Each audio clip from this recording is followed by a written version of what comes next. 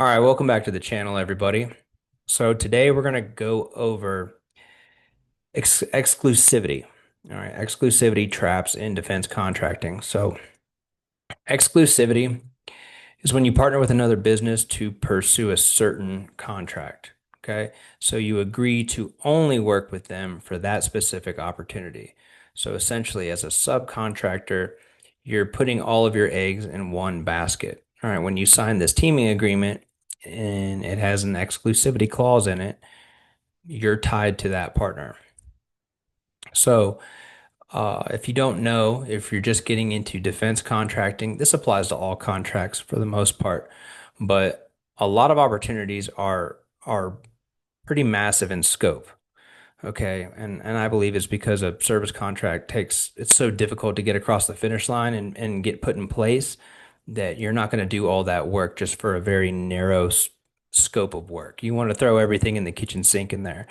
So, since the scopes are so large, it's really unlikely you're going to be able to perform that on your own. You're not going to be able to self-perform the majority of that contract. So, you're going to have to find a teammate or a partner.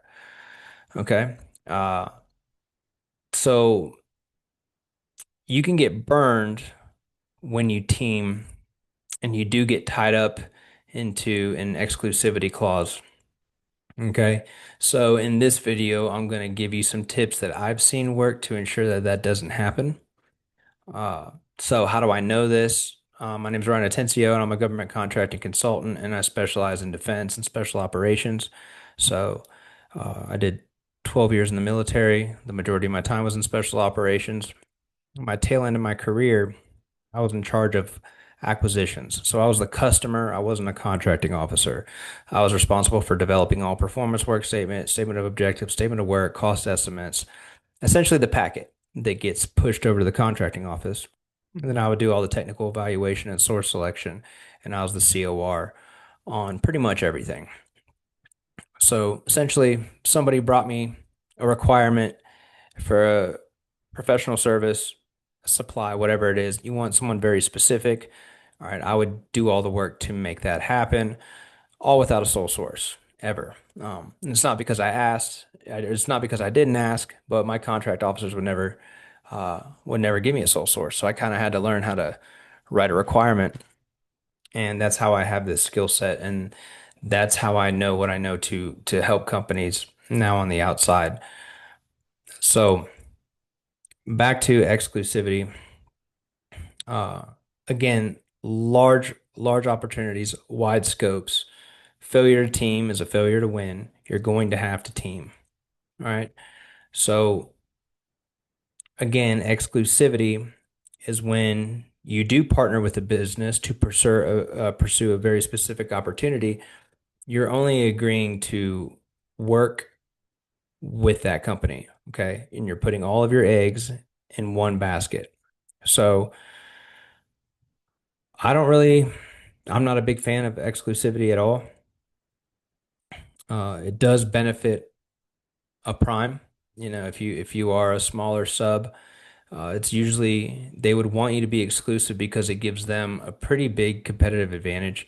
So you either fill a very critical capability gap that they don't do in-house, okay? You're priced to win, or you're very competitive or dirt cheap, and you have really competitive highly relevant past performance to whatever opportunity you're trying to pursue.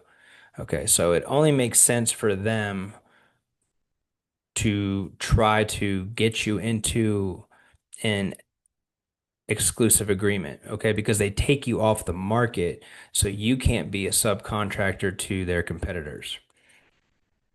All right, so they're taking you off the market. It's very strategic for them, okay? So, as far as my insider advice, from what I've seen as a subcontractor, it's almost always better to not be exclusive. So, the way I explain it to people, it's like fishing. Okay.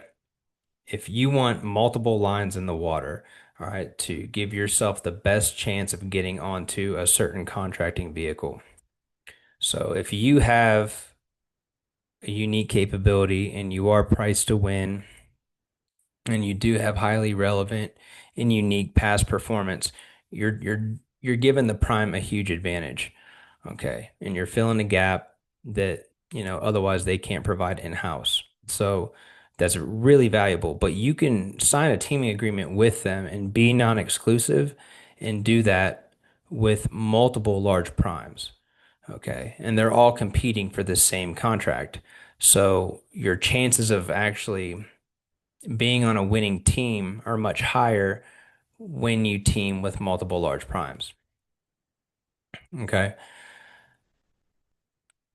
So if you have to go exclusive, all right, and this, I mean, I've seen exclusivity work. It's not always a bad deal.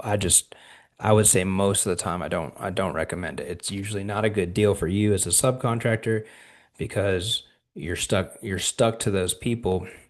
And what happens is often these large primes are just going to use you for your past performance and your capabilities so that they can get onto the contract. And in reality, they never had any intention of pursuing any of the work that's within your scope. They just need your past performance and your capability to get onto the contract, to pursue the work that they primarily do or that they primarily care about. So you'll put in a lot of work with a proposal. You're giving them your past performance, you sign an exclusivity agreement. All your eggs are in that basket, and then they'll ghost you and they'll just pursue the work that they want to pursue that's within their scope that they can do in-house. So it's if you have to be exclusive, one, you want to make sure that whoever you're going exclusive with is really competitive. Okay. They need to be, you know, they need to have a certain, capability or past performance just to really square away a large business. All right. So it's highly likely that they're going to get onto this contract. Okay. That way, since you are putting all your eggs in one basket, they can pull their weight and your chances of getting on the contract are still pretty high, especially if they have your capabilities and past performance. Um, but you want to make sure that you have something called swim lanes in your teaming agreement. So essentially, you just get first right of refusal for any opportunity. Say you do win, you do get on this contract. Any opportunity that comes down the pipe that is within your scope as a subcontractor, you get first right of refusal. So you get dibs on that job if you want it. And if you want to pass it up, or if it's not for you, then they can go out and find another subcontractor if they want to even pursue it.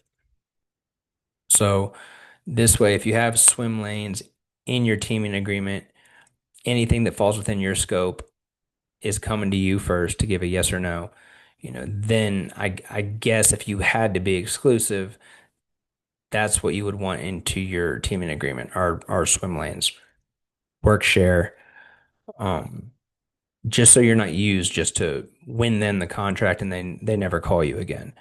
Okay. So if you remain a non-exclusive sub, which is what I do recommend, all right, you're still providing a ton of value with your capabilities, past performance, but you can do it with multiple different primes, so you have multiple lines in the water. And you would just say something like, uh, we'll give our best prices to people who are businesses who reciprocate business, essentially. So it's not just you going to get in front of the customer, capture an opportunity, develop an opportunity out of nothing, push it to this contract vehicle that you guys are on, and then you're basically doing all the work. They're just putting a fee on top and submitting the proposal. Okay, that business that's just going one way. It's not reciprocated. So if you're a partner, then they need to be actively looking for opportunities, developing opportunities for you as a subcontractor, fitting you in however they can. And then as a subcontractor, you do the same thing when you're in front of the customer. All right, you're constantly pursuing and developing opportunities, not just for yourself, but for your partner.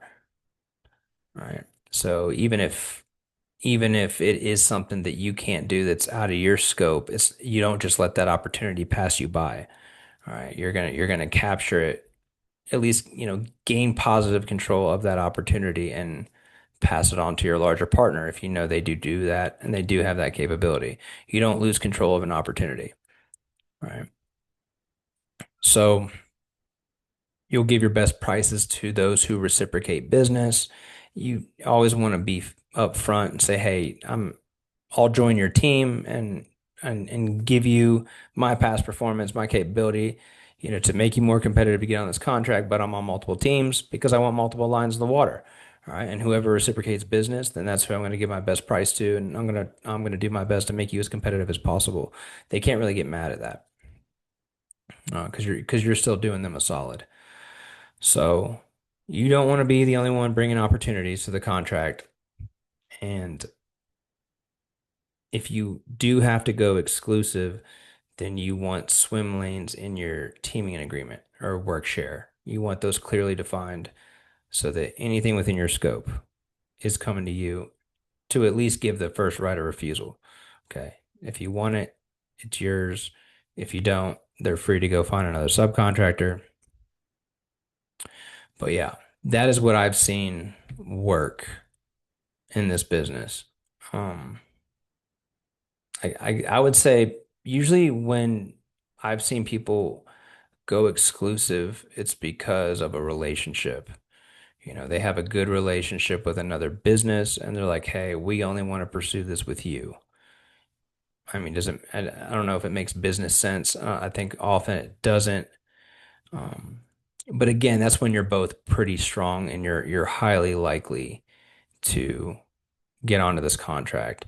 And then if you're a subcontractor and say proposals are not that's not your jam, not one of your strengths, well, your large partner most likely has a really squared away proposal section. So that's kind of a load that they're taking off of your chest. I will say, to be a good subcontractor and a good partner, it shouldn't be like pulling teeth to get your past performance. So if you do partner with, a larger business to pursue a certain opportunity, exclusive or non-exclusive, you should have already identified your relevant past performance that's going to make them most competitive for that contract, contract number, work description, dollar amount. All right. You rip those all out, organize them, put them on one document, and you need to provide that pretty quick. They shouldn't have to run you down and hassle you to get your past performance, because that's what makes you a good partner is your past performance. So you need to be able to produce that.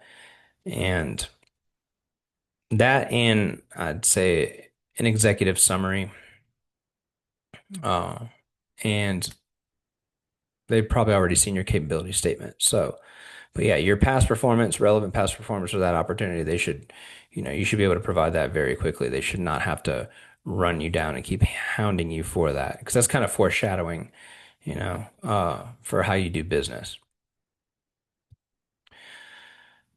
But yeah, I think that is all I have for you today.